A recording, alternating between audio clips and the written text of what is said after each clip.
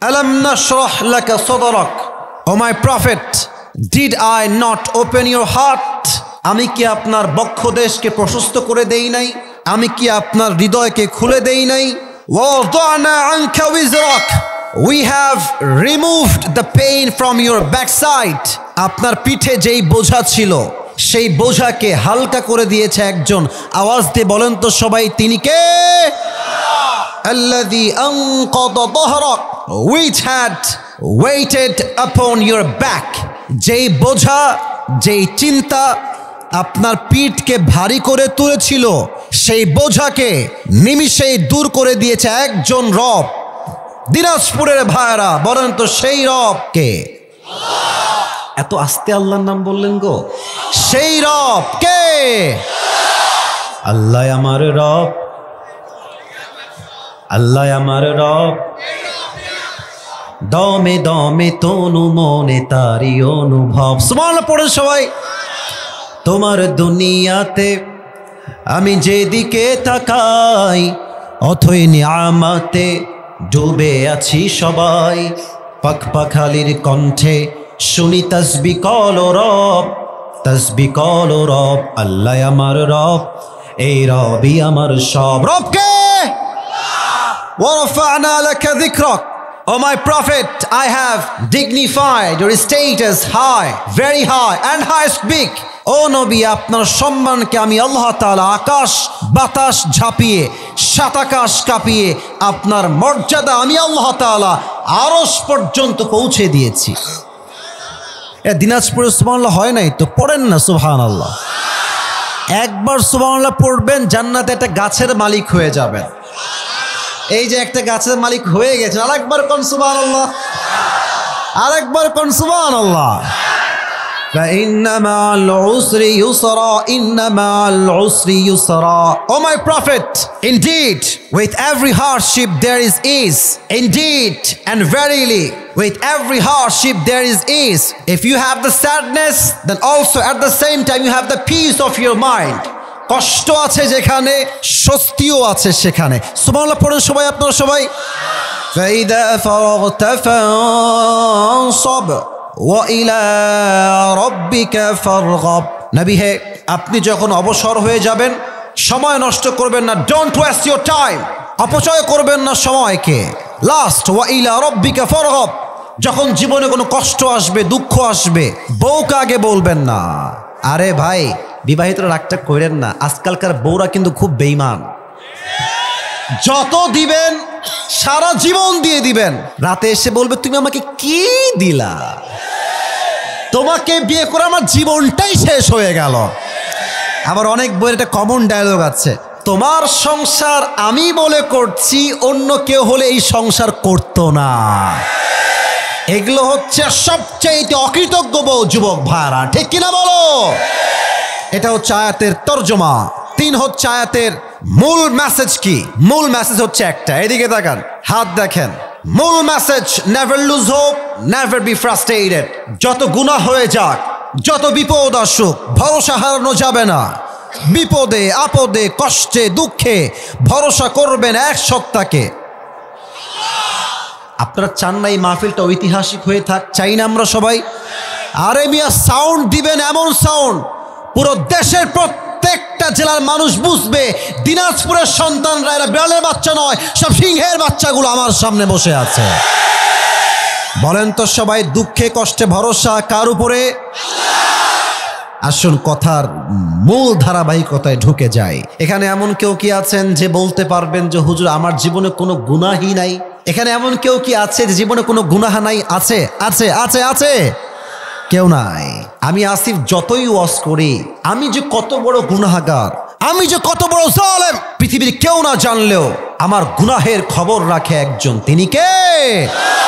পৃথিবী না জানুক আমি তো জানি, আমি কি পাপ করেছি হায়। আমার পাপের করলে বিচার, বাঁচার আমার নাই উপায়।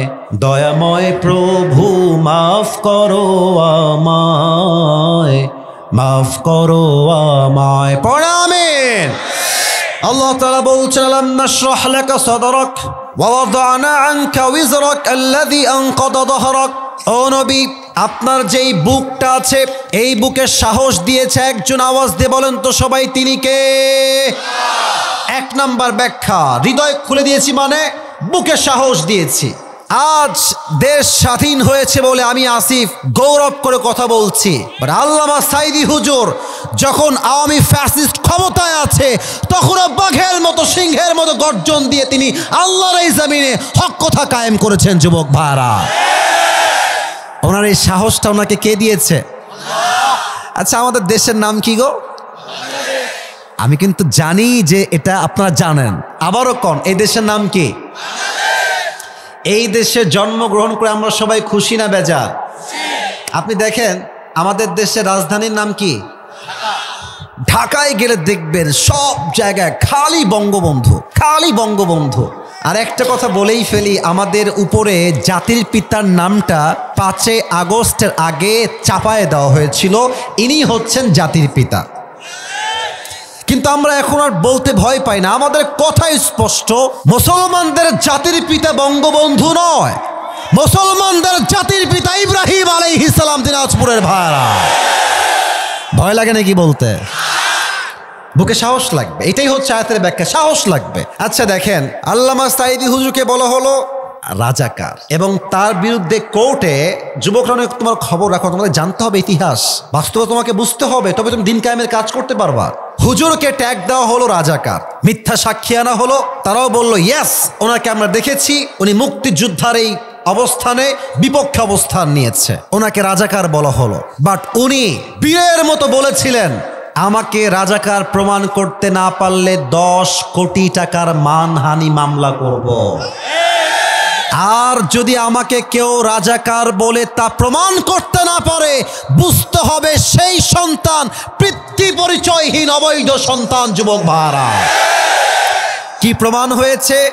উনি একজন একনিষ্ঠ দায়ী ছিলেন, মুক্তিযোদ্ধার স্ববিরোধী তিনি শক্তি নন, তিনি মুক্তিযোদ্ধার পক্ষের সন্তান ছিলেন। যুবক ভাইরা, আচ্ছা, মিজানুর রহমান আজহারীর নাম শুনছেন না?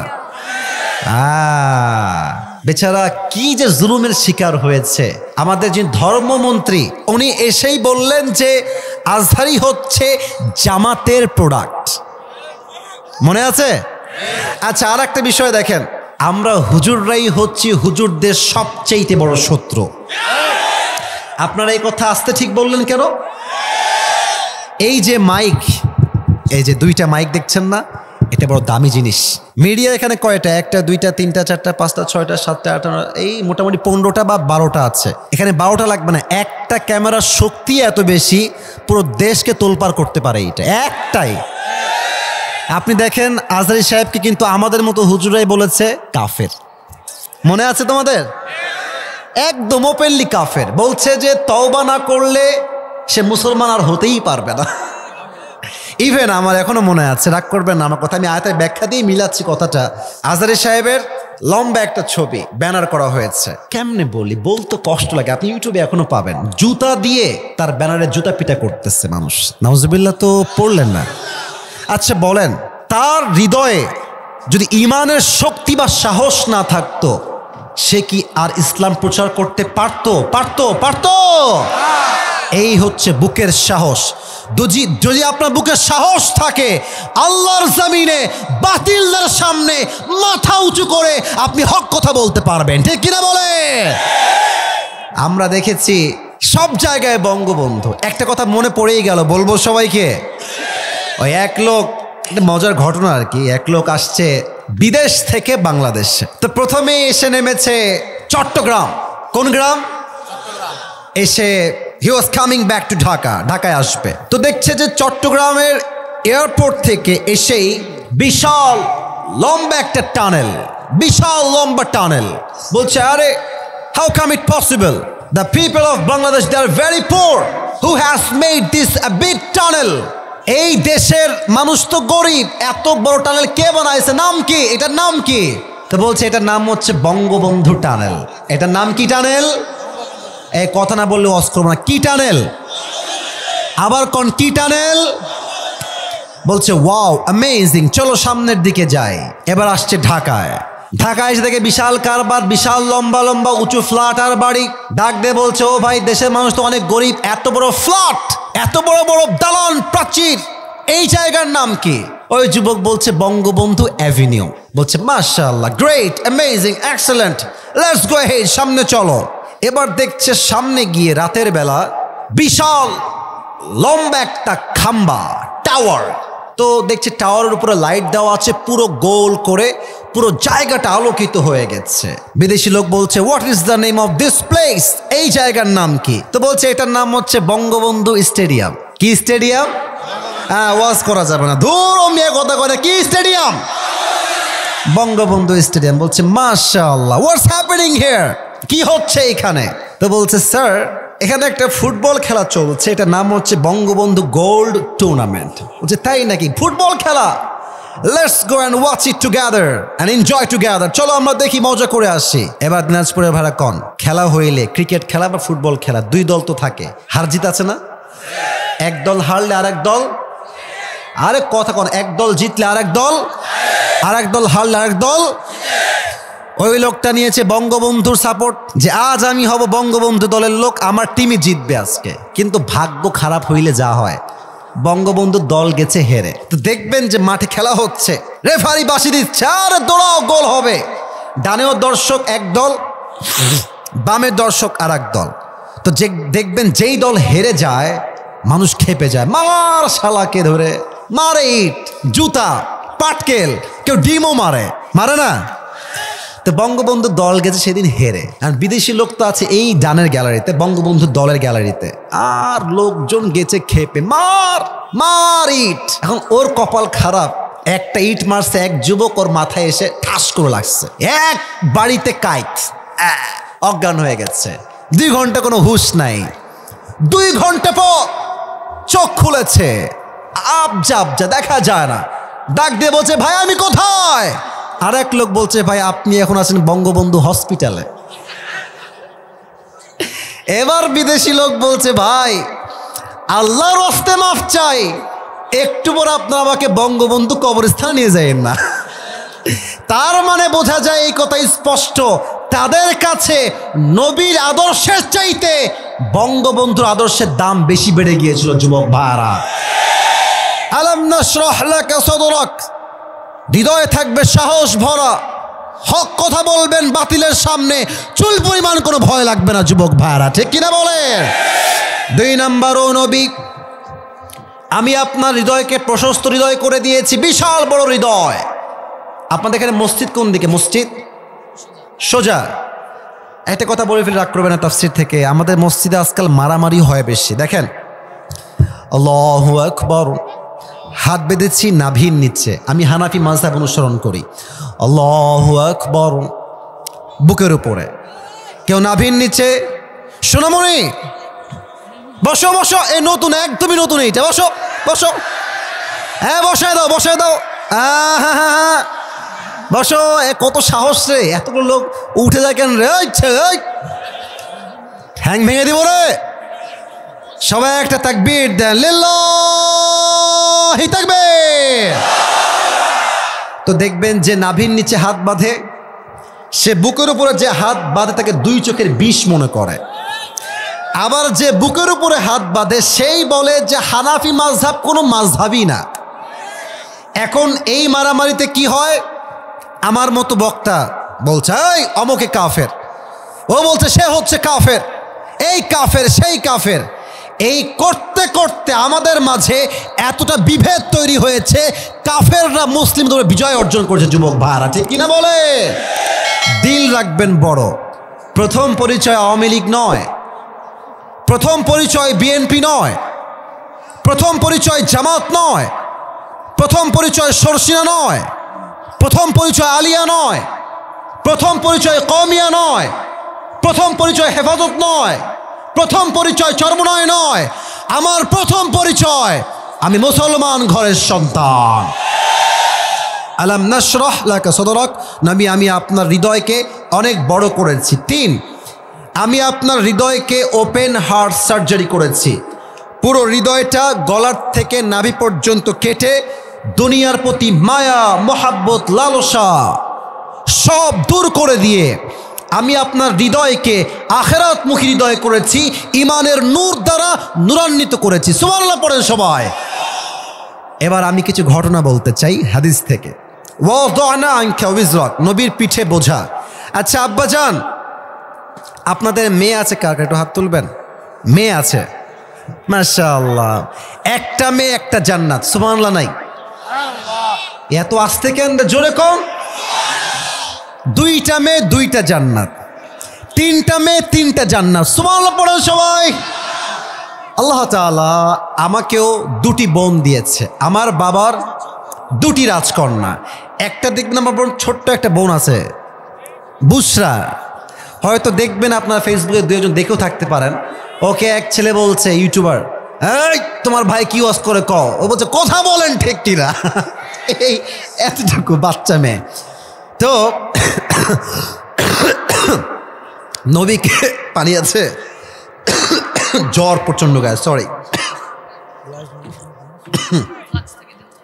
একটু গরম পানি দিলে ভালো হয়। আমার গায়ে 7 দিন যাবত প্রচন্ড জ্বর। আসলে আপনার দোয়া না থাকলে কথা বলা সম্ভব নয়। আমার চোখ দিয়ে মাঝে মাঝে পানি বের হয় জ্বরের তাপে। তো নবীকে কাফেরে গালি দিচ্ছে, এই মুহাম্মদ, তোর 4টা পুত্র সন্তান 4টাই মরে গেছে, তোর বংশ হচ্ছে লেজ কাটা বংশ। নাউজুবিল্লাহ নাই যে? আচ্ছা কেউ যদি আমার কয়ে, আসিফ তোর বংশের লেজ কাটা, তোর বংশে কেউ বেঁচে নাই, এই মনে একটা কষ্ট লাগে না? কষ্ট লাগে না যুবক ভাইরা? নবীর পিঠে কষ্ট, ইস আমার একটা সন্তান বেঁচে নাই, তাহলে আমার বংশ বিস্তার হবে কেমনে? আল্লাহ বলছে, নবী আপনি টেনশন করবেন না, টেনশন আপনার দূর করবে একজন, তিনি কে? নবীর টেনশন দূর করতে আল্লাহ তাআলা নবীজির সংসারে এক কলিজার টুকরা মেয়ে ফাতেমাকে দুনিয়াতে পাঠিয়ে দিলেন। সুবহানাল্লাহ পড়েন সবাই। এখন মেয়ে যদি বড় হয়ে যায়, বাবার প্রথম টেনশন আমার মেয়ের বিয়ে দিব কার সাথে। এই টেনশন আছে না নাই? চলছে শীতকাল। যেই যুবক ফজরের নামাজটা জামাতে পড়ে এসে, আব্বাজান ওর মতো ভালো পাত্র আপনার মেয়ের জন্য এই জমিনে দ্বিতীয় আর কেউ হইতে পারে না। আচ্ছা হাদিসটা খুব ইন্টারেস্টিং। আমার এই হাদিস দিয়ে আমি একটা মেসেজ দিতে চাই মায়েদের জন্য, বোনদের জন্য, মুরব্বীদের জন্য। তাকান আমার দিকে। নবীজি বলছে, ফাতেমার বিয়ের বয়স হয়ে গিয়েছে, কে বিয়ে করবা? প্রস্তাব নিয়ে আমার কাছে আসো। প্রথম প্রস্তাব নিয়ে আসে আবু বকর রাদিয়াল্লাহু তাআলা আনহু। ডাক দিয়ে বলছে, রাসূলুল্লাহ ইয়া হাবিবাল্লাহ, আপনার মেয়ে ফাতেমাকে আমি বিয়ে করতে চাই, আপনি একমত আছেন কিনা? আবু বকর কিন্তু নবীজি শুধুমাত্র বন্ধু নয়, বন্ধুও যেমন, অ্যাট দ্য সেম টাইম নবীজি শ্বশুরও বটে। আচ্ছা তো আমার দিকে তাকান, নবীজি বসে আছেন, আবু বকর প্রস্তাব নিয়ে আসছে। তো নবীজি মাথাটা নিচু করে চুপচাপ বসে আছে, কোনো কথা বলছে না। আবু বকর বুঝে গেছে যে আই এম রিজেক্টেড, আমার খাওয়া নাই, আমি বের হয়ে যাই। বের হয়ে গেছে। এরপর আসছে ওমর ফারুক রাদিয়াল্লাহু তাআলা আন, এসেই ডাক দিয়ে বলছে, ইয়া রাসূলুল্লাহ ইয়া হাবিবাল্লাহ, আমি আপনার মেয়ে ফাতেমাকে বিয়ে করতে চাই, আপনি একমত আছেন কিনা? নবীজি আবার মাথা নিচু, কোনো কথা কয় না, চুপচাপ, কিপ কোয়াইট, কিপ সাইলেন্ট। ওমরও বের হয়ে গেছে, সে বুঝে গেছে আমারও এখানে কোনো খাওয়া নাই। আর বাহিরে আছে আরো 2 জন সাহাবী, নাম দেখেন, এক হচ্ছে আব্দুর রহমান বিন আউফ, আর এক হচ্ছে আলী রাদিয়াল্লাহু তাআলা আনহু। এবার আব্দুর রহমান বিন আউফ ডাক দিয়ে বলছে, আলী, আবু বকরও না, ওমরও না, এদের দ্বারা এই বিয়ে হবে না। বাট বন্ধু, আমার বিশ্বাস তুমি যদি বিয়ের প্রস্তাব নিয়ে যাও, আমি আব্দুর রহমান বিন আউফ বলতে পারি যে আমার নবীজি আলীকে খালি হাতে ফিরাই দিবে না। আরে জোরে কোন সুবহানাল্লাহ। এরকম বন্ধু আমাদেরও লাগবে। হ্যাঁ, আরে যা বেটা, আমি তোর সঙ্গে আছি, তুই বিয়ে হবে না মানে আমি তোর বিয়ে দিয়ে ছাড়বো, ঠিক কিনা বলো? আসলে এটাই হওয়া উচিত। প্রত্যেকটা বন্ধু আরেক বন্ধুকে বলে, বন্ধু কোনো টেনশন নাই, তুই বিয়ে না করলে আমি নিজেও বিয়ে করব না, তোকে বিয়ে দিয়ে আমি বিয়ে করবো। এরকম বন্ধু থাকলেও কি খাবে, তাকে আমরা তাই খাওয়াবো, ঠিক কিনা বলেন? তা আব্দুর রহমান বিন আউফ বলছে, বন্ধু তুমি যাও, প্রস্তাব দাও। তা আলী যা বলছেন আমরাও তাই বলি। আবারও বলি, আলী যা বলছেন আমরাও তাই বলি। কি বলি আমরা এবং আলী কি বলেছে? আলী বলছে, বন্ধু প্রস্তাব যে নিয়ে যাব, আমি হলাম গরিব ঘরের ছেলে, টাকা নাই, বাড়ি নাই, চাকরি নাই, ব্যবসাও নাই, গরিব ঘরের ছেলে, একটা মাটির বাসায় আমি থাকি। আমার সঙ্গে নবীজি তার একটা মাত্র কলিজার মেয়ে ফাতেমাকে কেমনে বিয়ে দিবে? How come it possible? No, I am not going to do it. আমি এটা প্রস্তাব দিয়ে যাচ্ছি না, আমার দ্বারা হবে না। বলছে, বন্ধু যাও তো, দোষ কোথায় ট্রায়াল দিতে? যাও, ট্রাই দিয়ে আসো।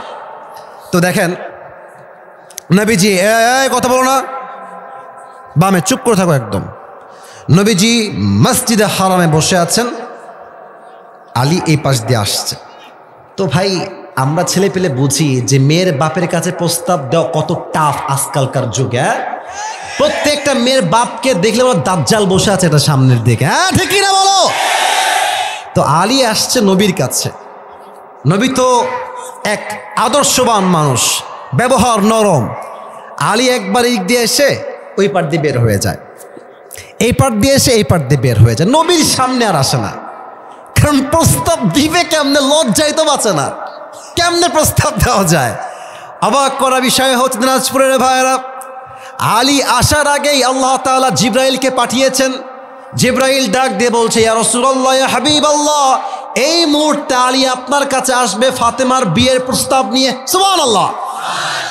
নবীজি বলছে, এই আলী, এই আলী, কিফ, স্টপ, কই যাও তুমি বারবার এদিকে এদিক ত্রিং ব্রিং করো কেন? এদিকে এসো। তো আলী ভয়ে থরথর থরথর করে কাঁপছে। কিভাবে বলবো নবী ফাতেমাকে বিয়ে করতে চাই, ভয়ে থরথর করে কাঁপছে।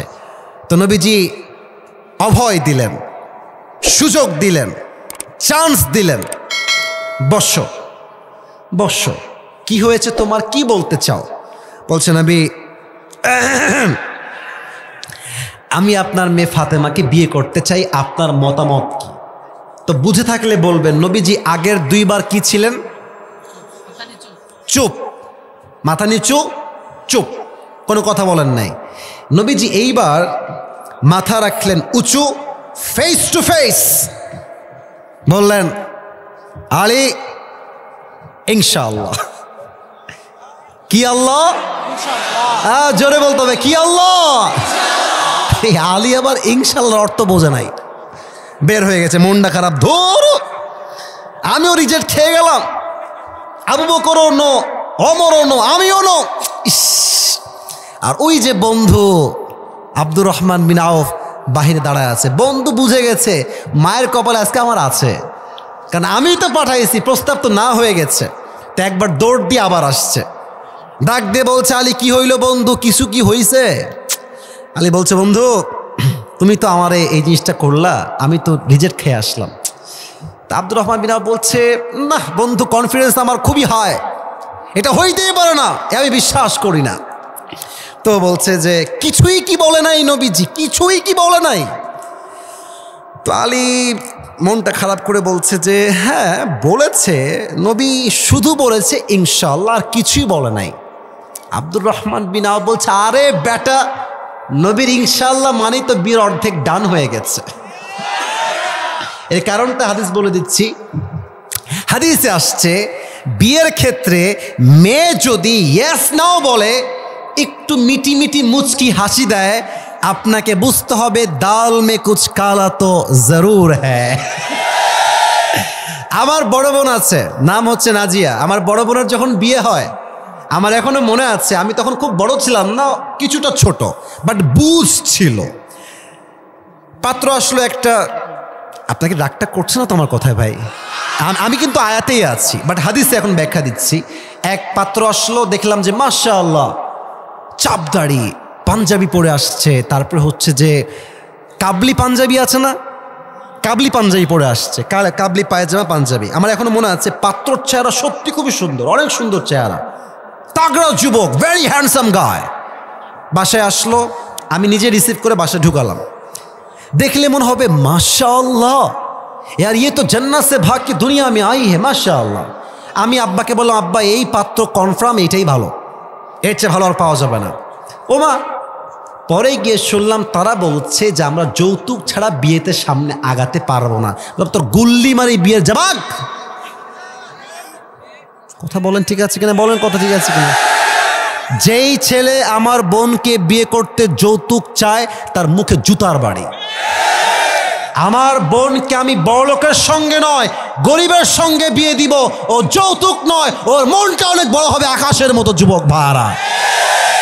অতএব যারা আমার বোনের বিয়ের জন্য যৌতুক চায় তাদের মুখে কিসের বাড়ি? আর কথা কোন কিসের বাড়ি? তবে যৌতুকটা চাই সিস্টেমে। বলে যে আপনার মেয়ে তো আমাদের বাসায় থাকবে, তো গাড়িটা কিনলে কে বসবে? আপনার মেয়েই তো বসবে। আপনার কথা না বলে আমি অস্ত্র ধরো, কথা ঠিক আছে কিনা বলেন। আচ্ছা আপনি ফ্রিজ দিবেন, খাবারটা কে খাবে? আপনার মেয়ে তো খাবারটা রাখবে। এই যে আপনার আলমারি দিবেন, সুকেস দিবেন, ব্যবসা করাই দিবেন আমাকে, কে খাবে? আপনার মেয়েই তো খাবে।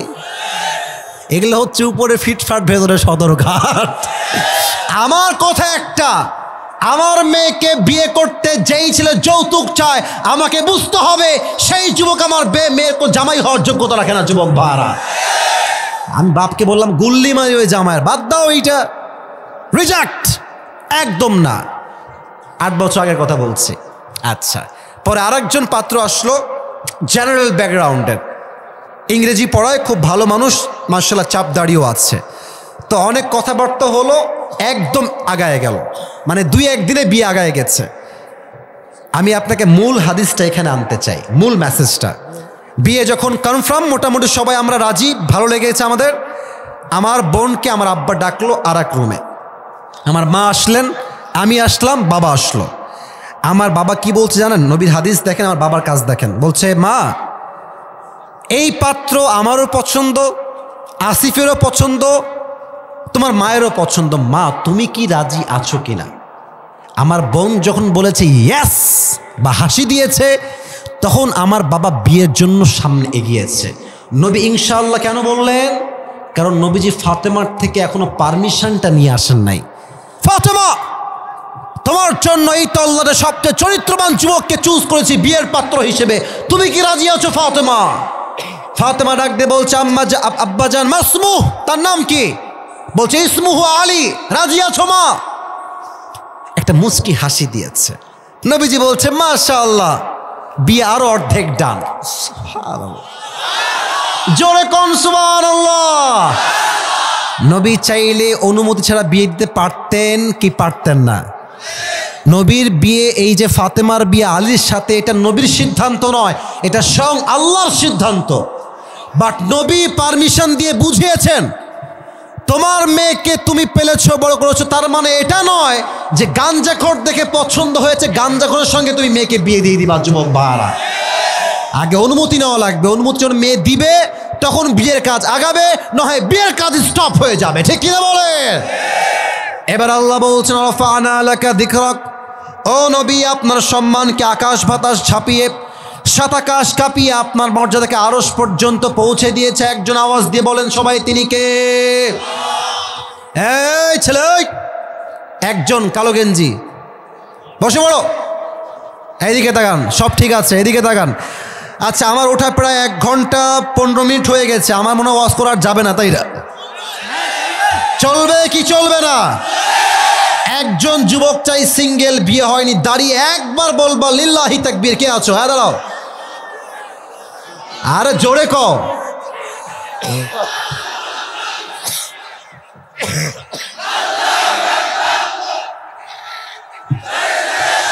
তোমাদের কারো বিয়ে হবে না, তোমরা বসে পড়ো, সাউন্ড নাই। আরে মে কাশি দেন, নারে তাকবীর, লিল্লাহি তাকবীর। নবীর সম্মান বলেন তো সবাই, কম না বেশি? নবীর উম্মত হতে পেরে আমরা সবাই খুশি না বেজার? আমার চারিদিকে তাই, এখন আমার হাতে এই যে লম্বা কালো কালো দেখা যায়, এটার নাম কি? দাড়ি। দাড়ি রাখলে অনেকের চুলকায়, তাই না? শোনেন একটা কথা বলি, দাড়ি সবার, এদিকে দেখেন সবার দাড়ি আছে মোটামুটি মাশাআল্লাহ। দাড়ি যে রাখে সে কাপুরুষের সন্তান নয়, সে বীর পুরুষের সন্তান। যুবক ভাইরা আবার বলেন তো, আমার নবীর মুখে দাড়ি ছিল কি ছিল না? আমার নবী দেখতে কি কম সুন্দর ছিলেন না বেশি সুন্দর ছিলেন? আমার নবীর মতো সুন্দর কি এই তল্লাটে আর কেউ হতে পারে? চাঁদের চেয়ে সুন্দর তুমি, নবী আমার কামলিওয়ালা। দো জাহানের বাদশাহ তুমি, প্যারা নবী সাল্লে আলা। দো জাহানের বাদশাহ তুমি, প্যারা নবী সাল্লে আলা। চাঁদের চেয়ে সুন্দর তুমি, নবী আমার কামলিওয়ালা। সুবহানাল্লাহ পড়েন। অতএব যেই মেয়ে তোমাকে বলবে তোমাকে দাড়ির জন্য বিয়ে করতে চাই না, স্পষ্ট ভাষায় বলবা যে আমাকে দাড়ির জন্য বিয়ে করতে চায় না, সে আমার বউ হওয়ার কোনো যোগ্যতাই রাখে না যুবক ভাইরা। আর যে আমাকে আল্লাহ নবীর সুন্নাহ অনুযায়ী দাড়ি রেখে বিয়ে করতে চায়, সে আমার বউ হওয়ার যোগ্যতা রাখে যুবক ভাইরা। ঠিক কিনা বলো? এই তিনটা আয়াত আল্লাহ নবীকে নিয়ামতের বর্ণনা দিয়েছেন। আমি শেষ করছি শুধু তর্জমা বলে। 5 এবং 6 নাম্বার আল্লাহ দিয়েছেন সান্ত্বনা। কি না? ফাইন্না মাল উসরি ইউসরা, ইন্না মাল উসরি ইউসরা। এর অর্থ হচ্ছে, আপনারা বলবেন, আমি রিপিট করছি, কষ্টের সাথেই আছে স্বস্তি। বলেন সবাই, কষ্টের সাথেই আছে। অতএব ভরসা করতে হবে একজনকে, তিনি কে? সর্বশেষ, ফাইদা ফারাগতা ফানসাব ওয়া ইলা রাব্বিকা ফারগাব। নবী হে, যখন অবসর হবেন, ডোন্ট ওয়েস্ট ইউর টাইম, সময় নষ্ট হবে না। সবাই পড়েন সুবহানাল্লাহ। এই হাত এখানে রাখেন সবাই, ডান হাত। আমি দেখতে পাচ্ছি সবাই রাখতেছেন। সবাই পড়েন সুবহানাল্লাহ। 2-1 যারা উঠছো, তোমাদের কপাল খারাপ। এত বড় মজলিস, দোয়াটা করলে হয়তো বা এই দোয়াটা আরশে আজিমে গিয়ে নক করবে যুবক ভাইরা। ঠিক কিনা বলো? একজন উঠবা না, কেউ যাবে না। শেষের দিকে আমি চলে আসছি অলরেডি। এই দিলে হাত রেখে পড়েন সবাই সুবহানাল্লাহ। দিল খুলে পড়েন আলহামদুলিল্লাহ। পড়েন সবাই লা ইলাহা, চিৎকার দিয়ে পড়েন ইল্লাল্লাহ। লাস্ট জিকির আল্লাহু আকবার। আরেকবার পড় আল্লাহু আকবার। হাদিসে আসছে এটা হচ্ছে আফদালু যিকির, সবচেয়ে উত্তম জিকির। ফ্রি হলে ফেসবুক নয়, ইউটিউব নয়, টিকটক নয়, মনে মনে পড়বেন সুবহানাল্লাহ, আলহামদুলিল্লাহ, লা ইলাহা ইল্লাল্লাহ। পড়েন সবাই আল্লাহু আকবার। শেষ মেসেজ নবী হে, কষ্ট দুঃখ আসলে মানুষকে আগে নয়, বলবেন এক সত্তাকে। আওয়াজ দিয়ে বলেন সবাই, তিনি কে? 2 হাত তুলেন সবাই। এবার সবাই দাঁড়িয়ে থাকা ভাইয়েরাও 2 হাত তুলবেন। আমি যা বলতে বলি তাই বলেন। বলেন সবাই আল্লাহ। ভাই দিল খুলে আল্লাহকে ডাকেন। বলেন সবাই আল্লাহ, আজ আমি তোমার শাহী দরবারে তওবা করছি। চিৎকার দিয়ে ডাকেন আল্লাহ, তুমি তুমি আমার জীবনের সমস্ত গুনাহ মাফ করে দাও। না, দিল খুলে বলেন মাফ করে দাও। সকলেই পড়েন আমিন। হাত রাখেন, বলেন সবাই আল্লাহ। আবার বলেন আল্লাহ। আমি নিয়ত করছি আজ থেকে 5 ওয়াক্ত নামাজ আর কখনো, ওইদিকে সাউন্ড নাই, ওইদিকে সাউন্ড পাচ্ছি না, আর কখনো ছাড়বো না। দিল খুলে বলেন ইনশাআল্লাহ।